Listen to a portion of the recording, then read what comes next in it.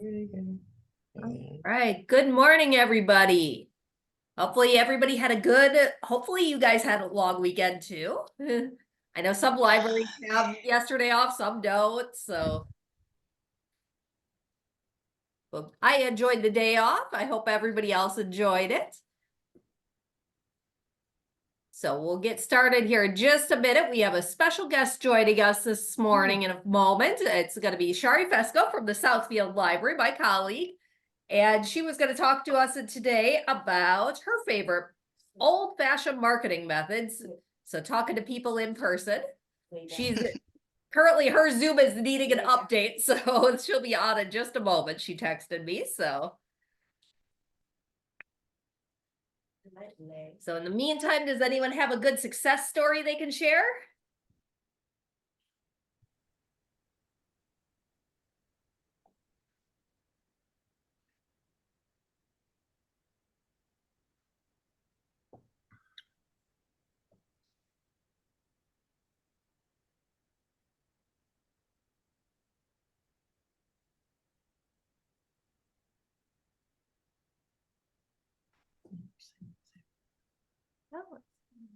Catherine. All right. Anybody had any good programs or good marketing success lately? I think you aren't speaking that. I can't think that. I don't think they have.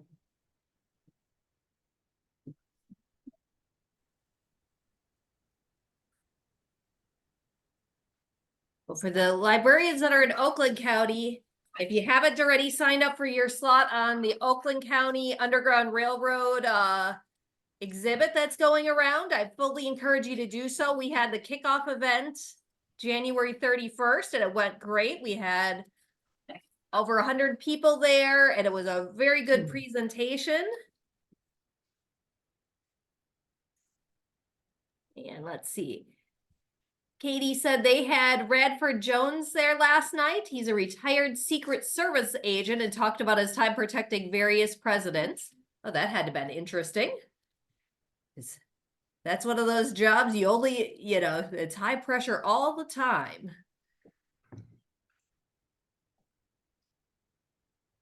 And Chantel popped in the chat that for Valentine's Day, they printed QR codes and placed them around the college library for students to tell them about what they loved about the library and publish their responses on social media. Students and the community enjoyed seeing their responses online. Oh, that's a lot of fun. It's always fun to hear the positive feedback. And I'm always surprised at the like when you do something like that, the wide variety of responses you get, why people like the library.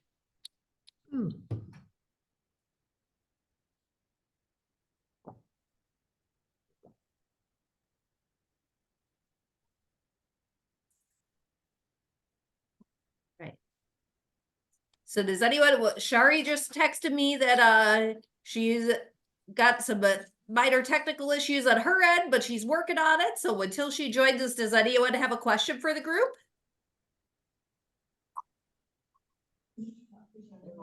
I do. So we're thinking about dipping our toes into YouTube, especially YouTube Shorts. And so I'm wondering if anybody has tried that and if they've had any success, or is it just adding too much work to the group? So any thoughts on YouTube and YouTube Shorts would be much appreciated.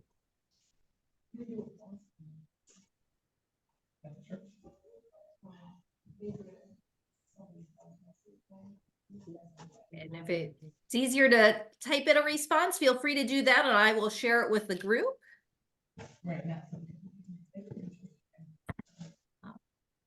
We do have at the Grosse Pointe Public Library, we do have a YouTube channel. We've had it for, I don't know, a couple of years. I would say moderate success. I think the challenge is having consistent videos to post. When we were redoing the central library, we had a drone that, flew around the building and showed the progress over the year and a half that we were closed. And that was really popular. We've done some shorts.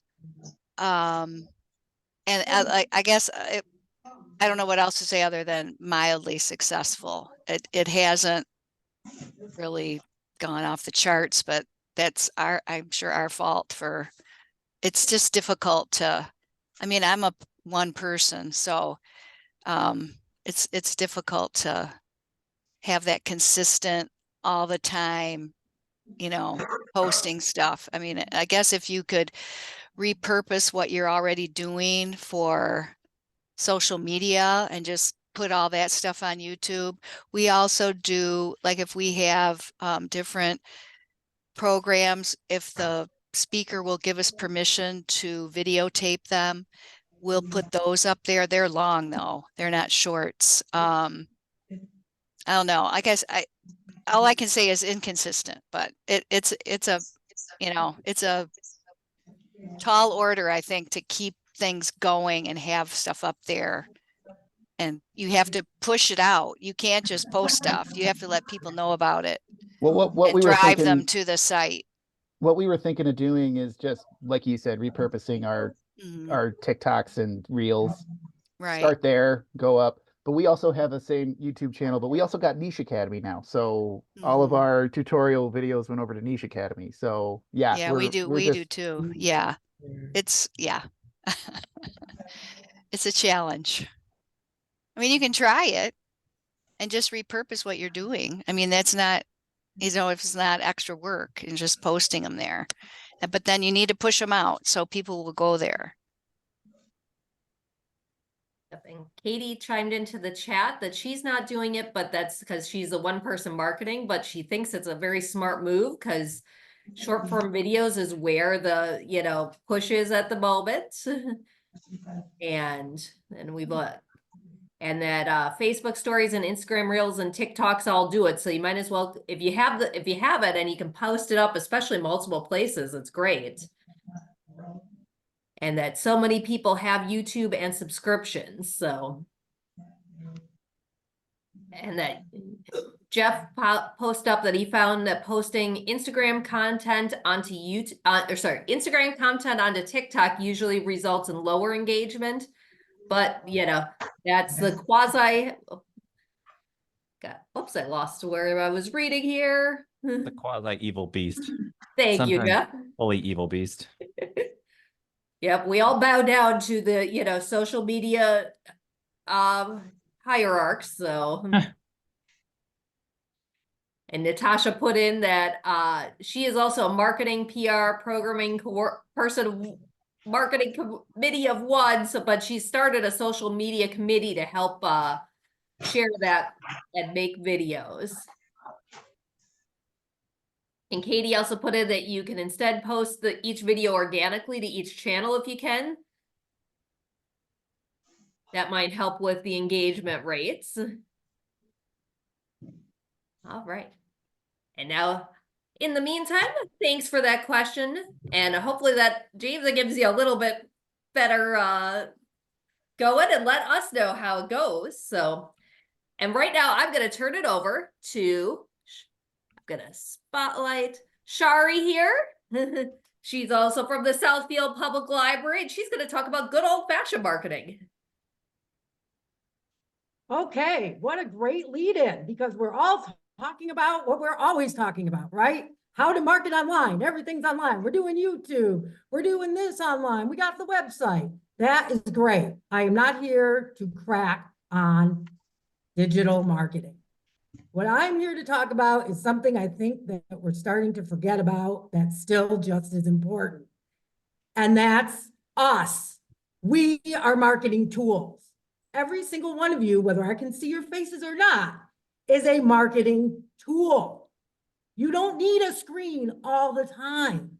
You and your staff are one of the best resources you have for getting the word out about your library.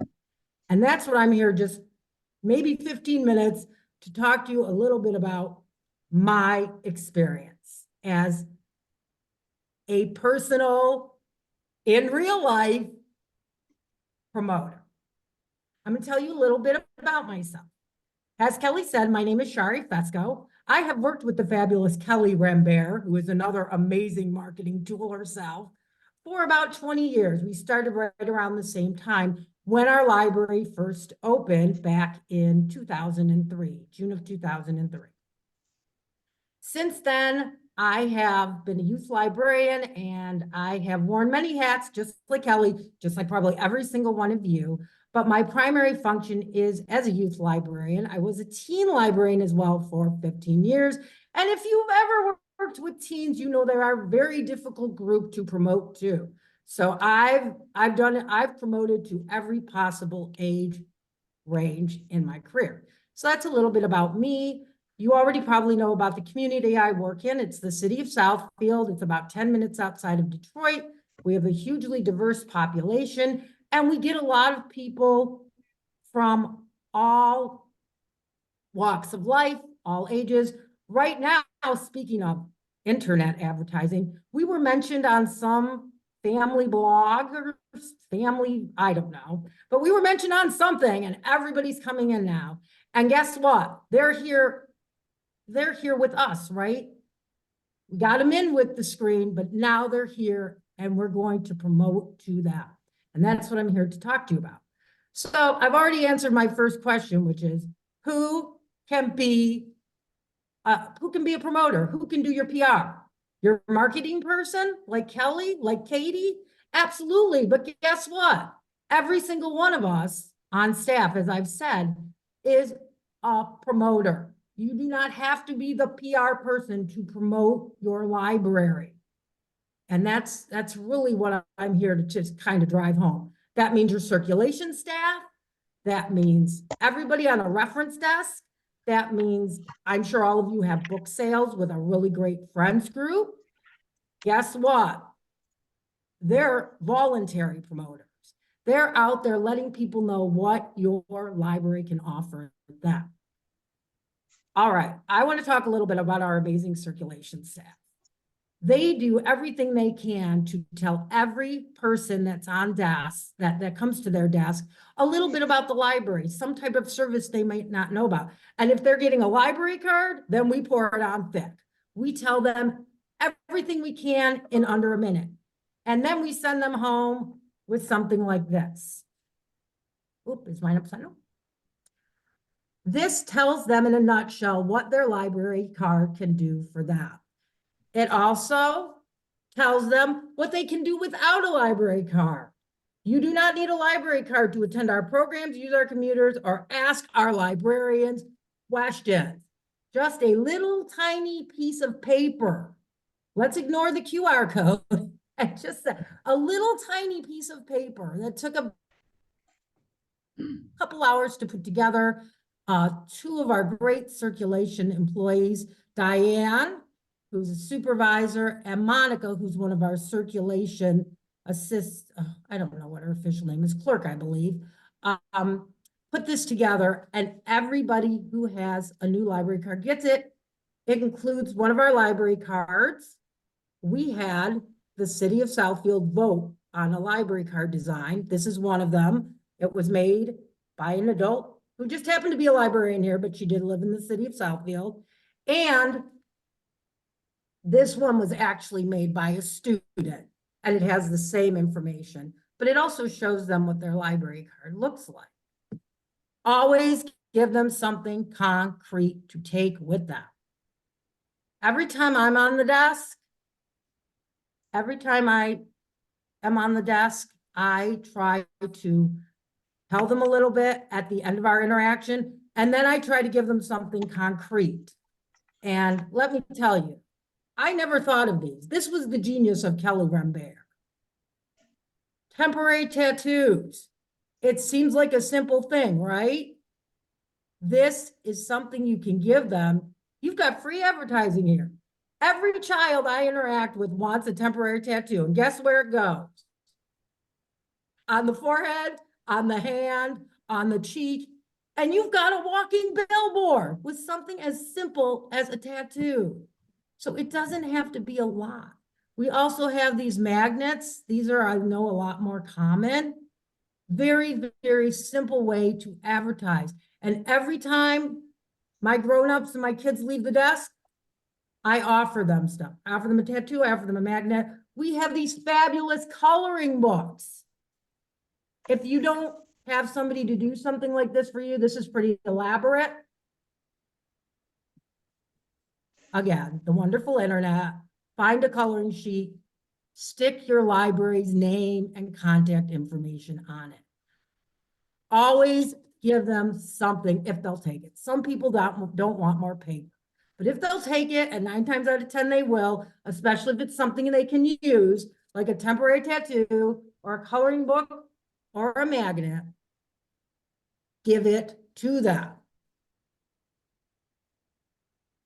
I also want to talk about our friends of the library. As I said, they have a book sale only once a month here. You may do more. Oh, Kelly, somebody's asking where the temporary tattoos got made. Can you unmute and let us know? So I used a company called, that was through Howard Aston's company, but I know you could get it from 4 Imprint. I'll post it in the chat where I got it from. Okay, thanks, Kelly. Yep. As I just want to talk a little about the friends because they are great.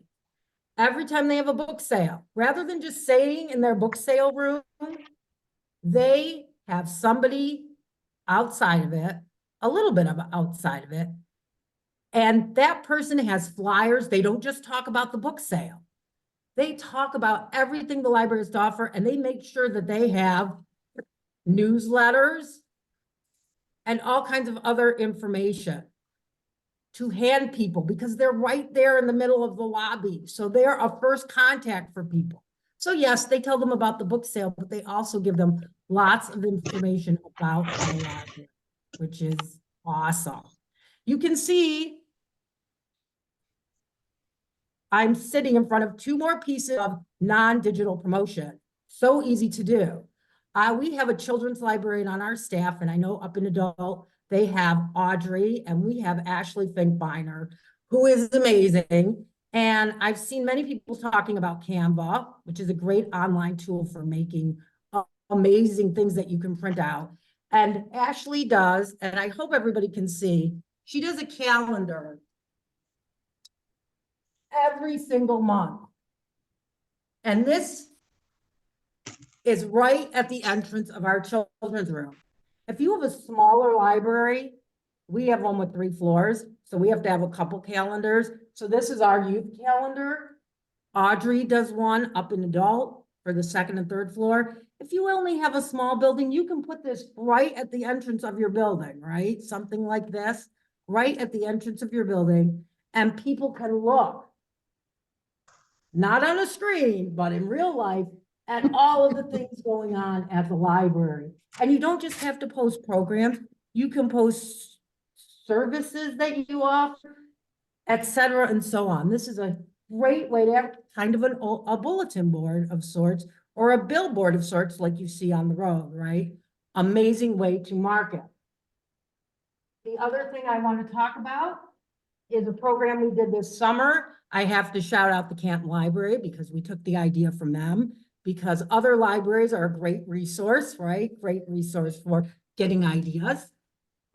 We did for the first time a prize patrol this summer. Woo! Oh boy, so I'm losing the sign. I don't think you can quite see it, but you get the idea. It talks about the range of area that we would go to visit. And it says that each week the SBL Prize Patrol will visit a different Southfield or Lathrop Village neighborhood looking for super reader signs. Just like this. I'm sure somebody's going to know, well, where did you get these? And again, I'm sure Kelly can put that in the chat as well. We had people come in, get these signs, put them on their lawn, and then we would drive around weekly and actually knock on doors. Talk about old school, right? Knock on doors and give them a little prize package with things for both the adults and the children. So this is a great, and not a super expensive way to advertise your library and get your library outside the building, right? And that's the next thing I want to talk. about, and probably the last thing, because I know you all have a lot of other topics to discuss today. Getting outside the building. You're preaching to the choir when you're in the building, and that's a good thing. You need to interact with the people in the library and that are coming to keep them coming back. But you need to get outside.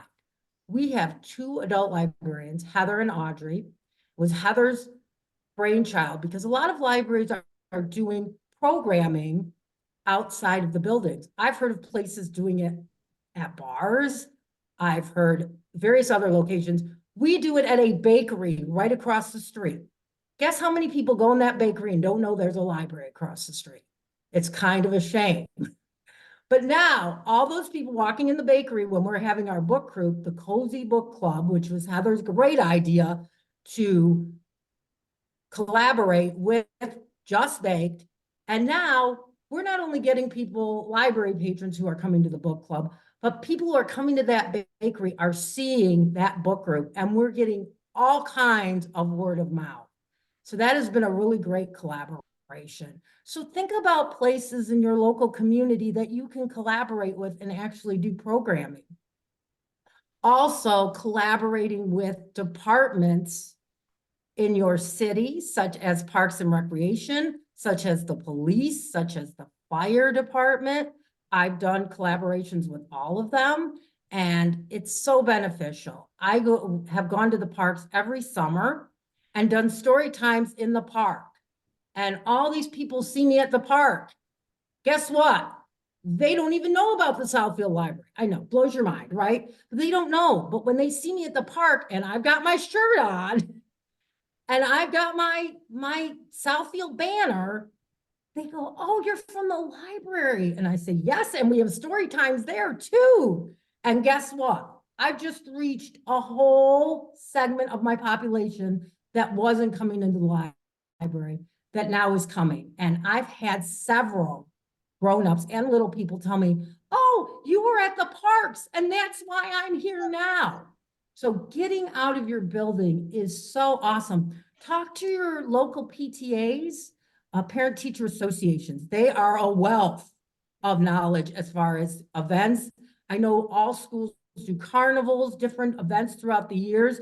Get yourself a table at those events. We were just at a kindergarten roundup. I would have never thought of it.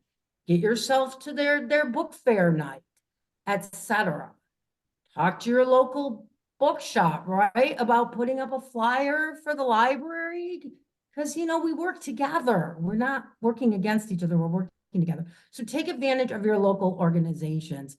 I cannot stress that enough. Most importantly, if you're enthusiastic, if you're excited about what you do, and you see Kelly monthly, you see how excited and passionate she is. If you're excited and passionate about what you do and you're on that desk, they're going to get excited. It really isn't that hard. So I'm not telling you to stop doing what you're doing online. We have to keep doing that. But just remember, your best promotional tool is you. Thank you so much for having me. This was so super fun. If you have any questions, please feel free. Kelly can give you all my contact information. This was a delight. I do want to share a couple of resources with you. You all know how to Google, so I'm not going to worry even about giving you the web addresses. But I found 2 resources that were really helpful to me. And I just need my notes because I take old school notes. Yes, that's pencil, you see. Okay. I found a really great article on the library programming blog from ALA, and it's called Mad About Marketing, Fun Ways to Advertise Library Programs 2019. Put any of that into Google, it'll come right up. I tried it. It came right up. Then there's another website called, and you all probably know this because you're PR librarians, but I didn't know this site existed. And now I'm going to go to it because it was a treasure trove. And this is called Super Library Marketing, all one word.com. They have a ton of articles. Some I did not really agree with, but that's important too, is getting all those different viewpoints. And there was a really interesting article on how we don't promote our collections anymore. Like we think it's stodgy and old school and that people aren't going to want to come to the library if we promote our books.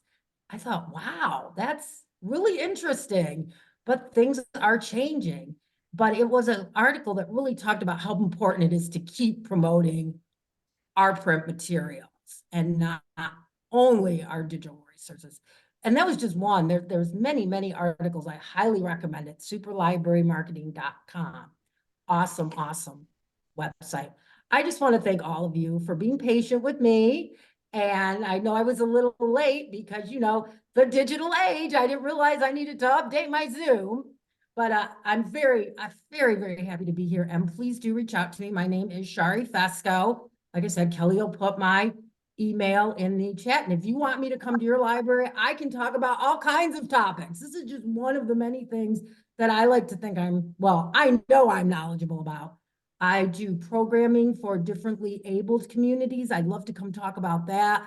I've been doing story times for years. I can talk about how to jazz up your story time with just simple tips. You name it, I can probably figure something out. I love to public speak, as you can see. So please do keep me in mind for your next in-service, maybe. Thank you, Kelly. Thank you, all of you, for having me. Well, before you run away, Shari, I'm gonna open it up to if anyone has questions for you. You've got a lot of thank yous in the chat and a miss you from Katie, so. All right, let's see. And Katie also suggested do promotions on bookmarks and put them in the hold books, so that's always a great one. Yes, that's awesome. And Libby Conger wrote in the text that a way to encourage circulation staff to talk to patron is they've switched from printing from due date slips to having pre-printed cards that advertise the programs that they hand stamp with the due date. Oh, that's kind of cool. And goes back to Awesome. that old school, Awesome. and then they hand those to the patrons. So,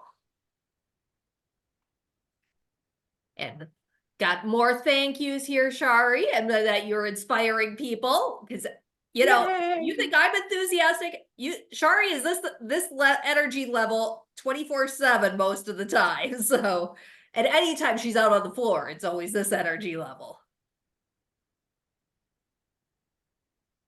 All right. Anyone have any questions for Shari?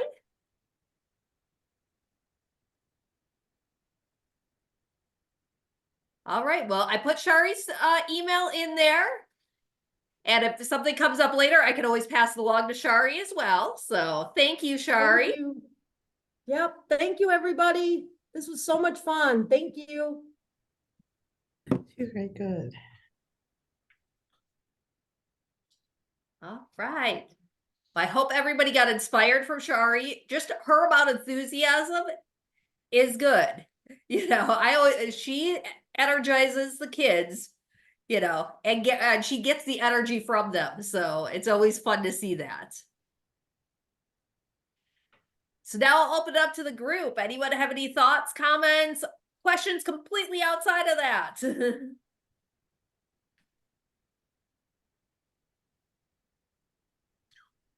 That was really interesting.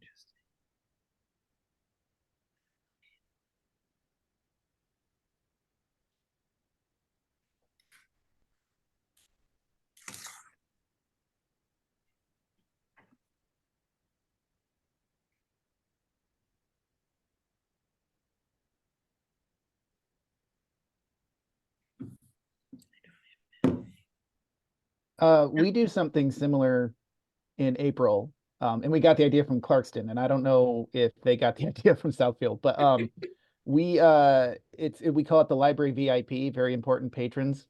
And we do it during the month of April because that's when National Library Appreciation Week is.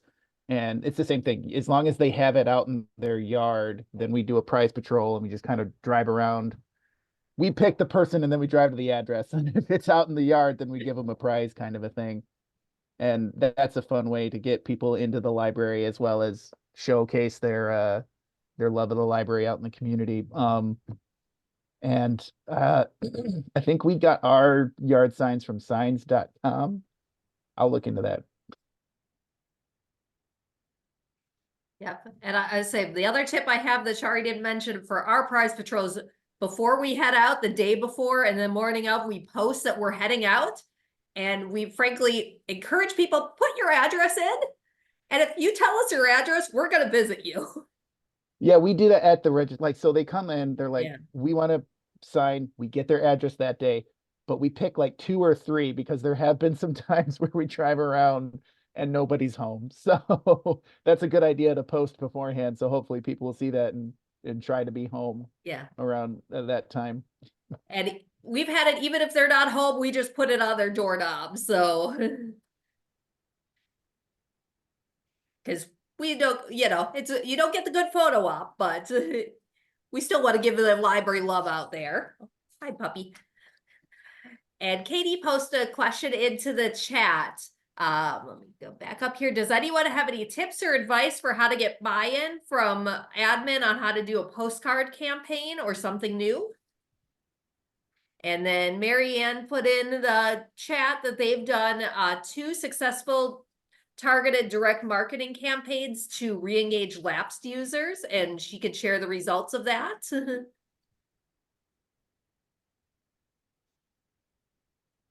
Yeah, we use Savannah with Orange Boy, and so they were able to target an area of our patrons where people are not using the library. And so we sent out very targeted direct mail pieces to that community twice and got really great results, and it wasn't terribly expensive because it was so targeted. I think the key is getting the targeted list. If you have, if you know the addresses of your patrons that aren't using the library anymore and can send them a real, ours was all about, we're fine free now. We just redid, it was targeted for one particular branch that was within walking distance of this neighborhood, and really tried to get them to come back into the library.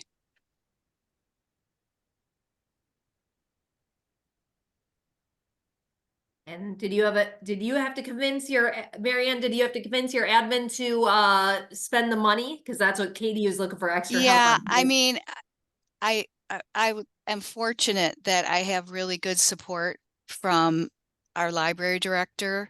And when I was able to show her results that other libraries had based on, doing similar direct mail campaigns, and we put it in the budget, and I think we spent, I have to look it up. It was probably $4,000 or $5,000 total.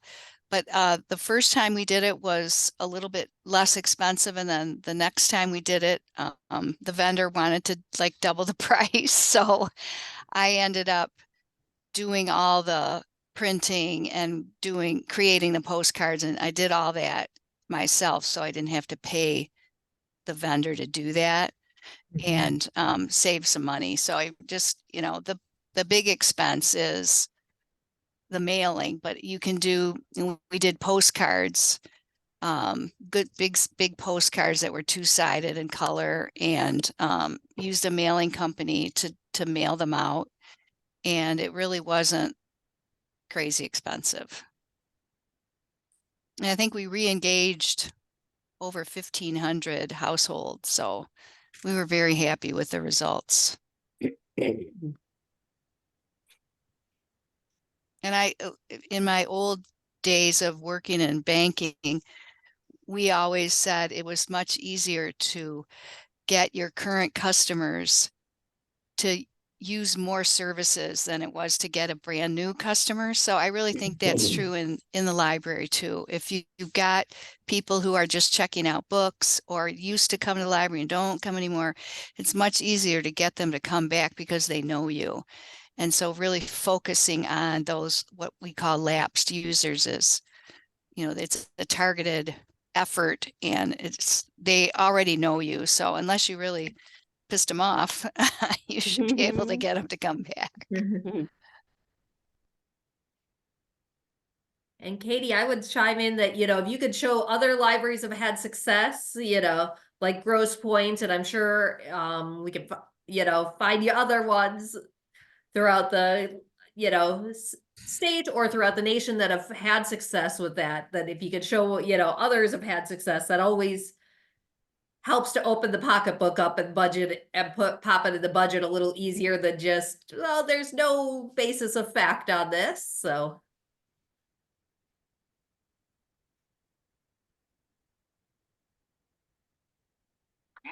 Oops.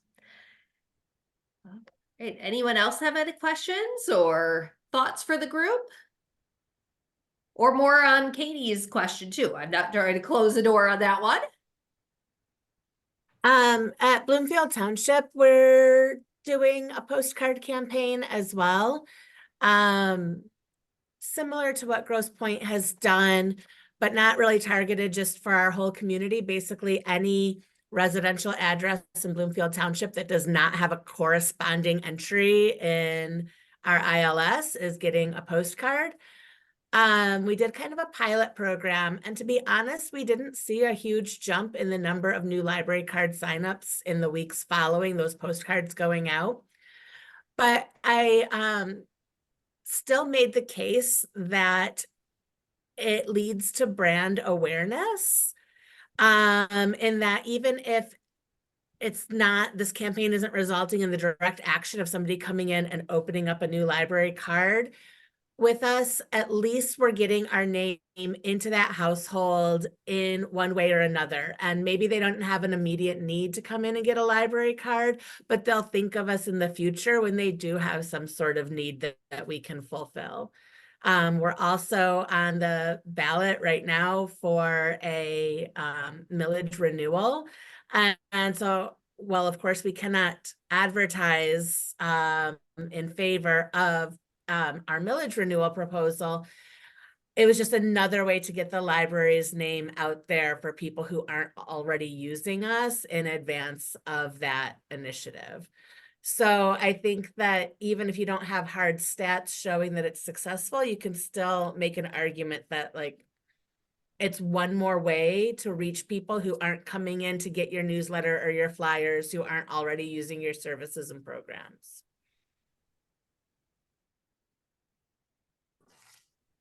Yep, and Katie put in the chat that they do send out a quarterly 12-page newsletter, but that it's not sent priority mail, so it doesn't, delivery is always spotty. So that is the beauty of a postcard, is that, they're more likely to get it. So, because we have that at our town, we have the local CNG newspaper that's supposed to get mailed to every household.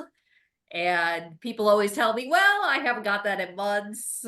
And I don't personally here at home, I'm supposed to get one, and I get it maybe every other week, so.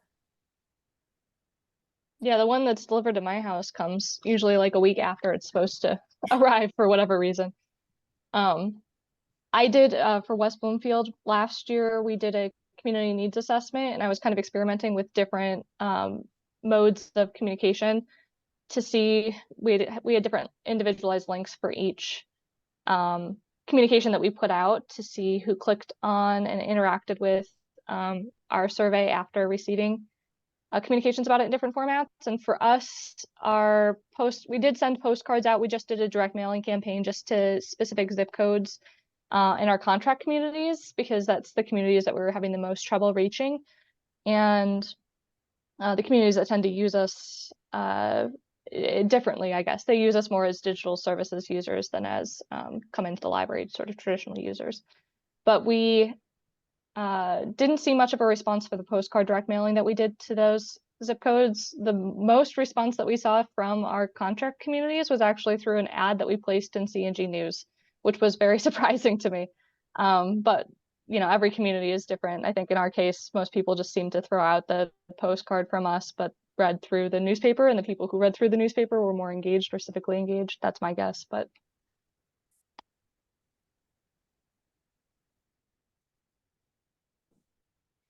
It's always, I always find it interesting. What works in one community will have different results in a different community. That's why we always have to tailor our marketing, even though we share our ideas, you always have to make it your own.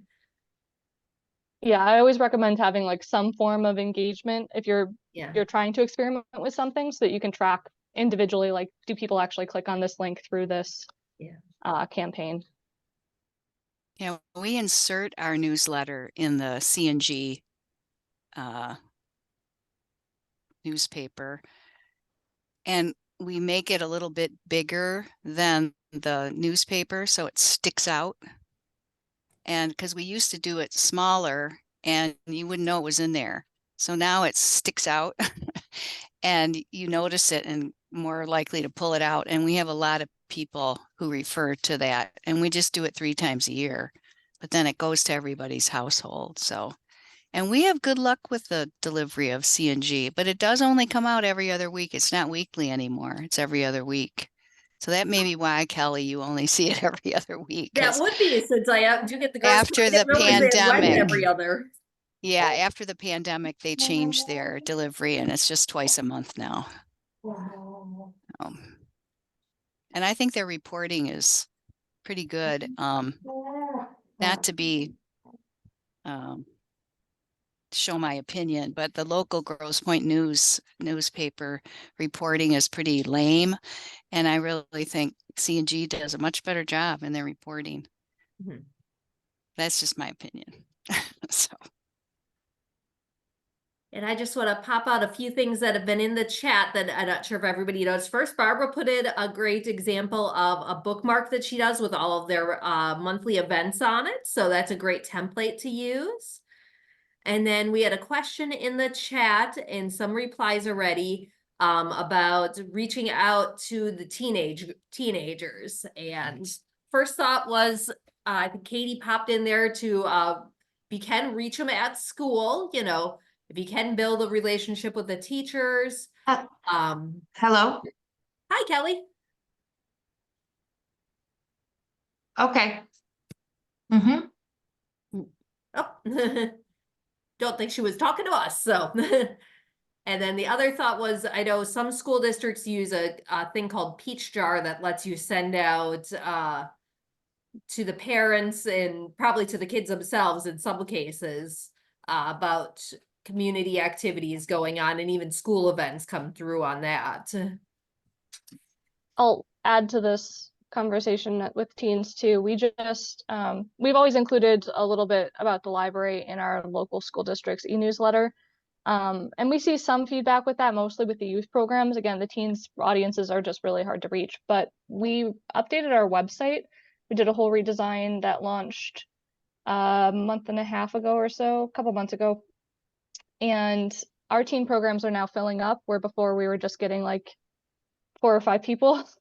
And the only difference has been that we have the teen programs on our website. They're more discoverable on our homepage, and that seems to be the driving force. And our new website is, of course, mobile friendly, where it wasn't before. So for folks that don't have that, that's a huge game changer for our teen reach, at least. I say, and Jeff put in a good point in the chat that they also have Facebook community forums where they post things, and they know they're not going to reach the teens, but they hope to reach the parents of the teens, and that the parents pass on that information, because sometimes the parents are the ones signing them up, or at the very least you have to figure out, you know, coordination, you know, getting to the library if you're not in a walkable community. So Right. And if the program is cool enough, that teen might say, okay, mom or dad, that did sound cool enough. Thank you. Because we have a zine making workshop and the teens really love that. But I can imagine there might be a program out there where mom or dad tells a teen and they're like, go away, mom or dad. Let me play my video games. They might reject it. Teens are real tricky. Yeah. And Katie also suggested toss food in. Toss some food Yep. at them. Yeah, always. Always offer food. Yeah.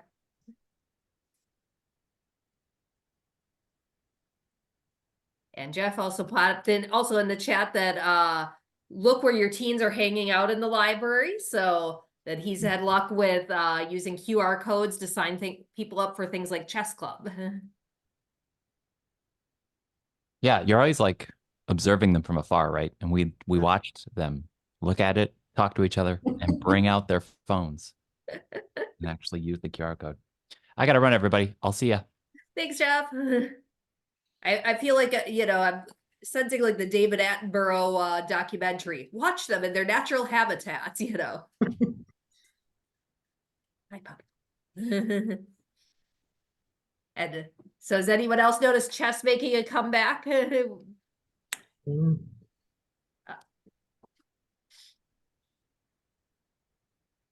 And Katie also popped on the chat that it helps if teens have their own space in the library, if you can manage that. I know not everybody, not every library can. And then there was a question about Peach Jar, and I believe for-profit groups pay for it, but nonprofit groups, I don't believe so. You contact the school district. And they should put things up for nonprofits, which obviously we're libraries, we're nonprofits, we should qualify under that.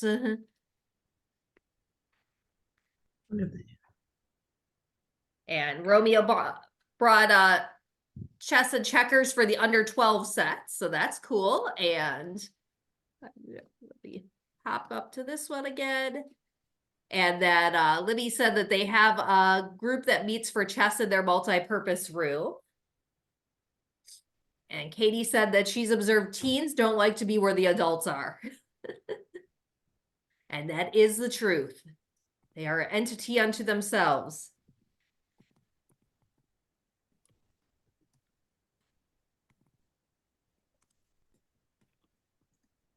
All right. Does anyone else have any questions for the group today?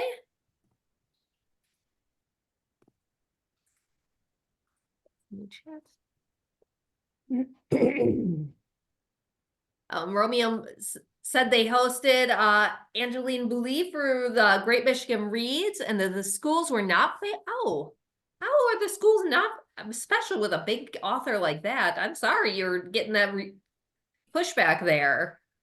I'd say just maybe see if you can work through somebody else at the schools, because that's kind of weird that they wouldn't post even for the Great Michigan Reads Angelina Bouley coming, because that's a great one that does go for teens as well.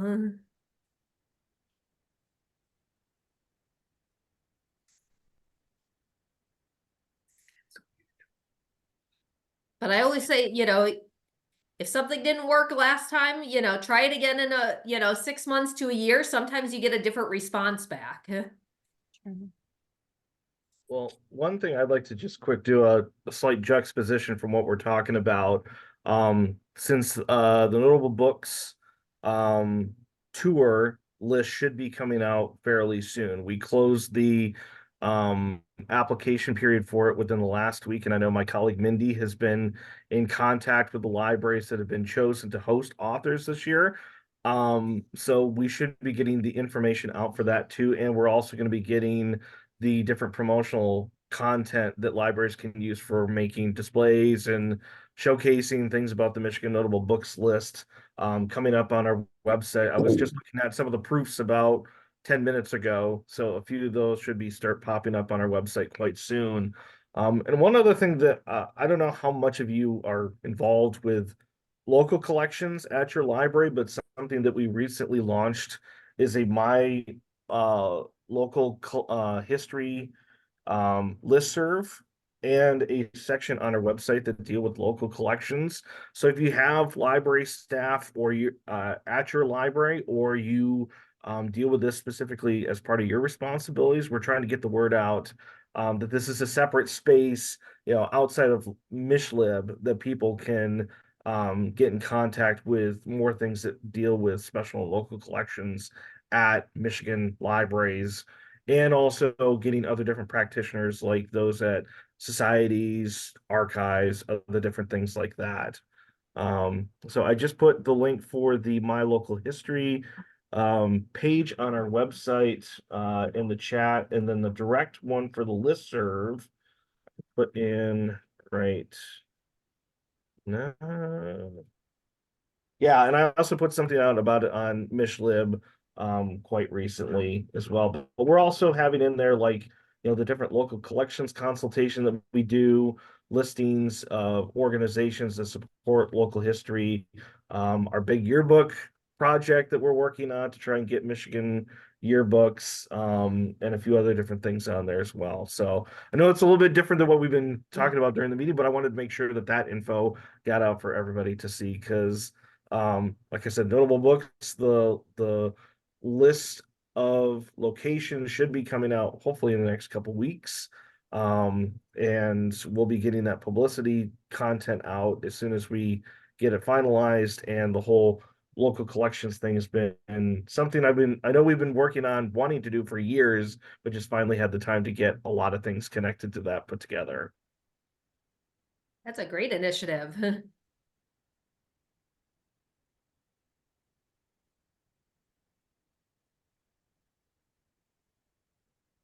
And then just heading back to what's in chat, we also had a question about texting back to the teens. And Victoria answered in the text that they do offer text notifications through easy texting, but they haven't had a great return on that. They do have a dedicated they had a dedicated teen e-newsletter, but that was tricky because people would age out of it and engagements were pretty low. And as Katie pointed out, that teens and millennials are the most elusive demographics. Weird because.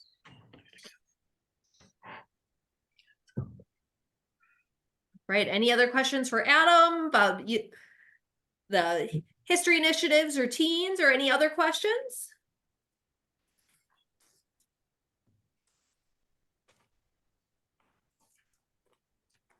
All right, if not, we'll be back again for another roundtable meeting in March. It will be up on March the 19th, and as always, I'll send out reminders on Mich Bell and the Michigan PR group. So hope I get it one of those places. So thank you everybody for joining us today. I hope you found Shari inspiring and her energy is contagious to you. So, and just checking the chat here. All right, just thank you everybody. And thanks for joining us, and thanks for all the input. And what makes one library stronger makes us all stronger.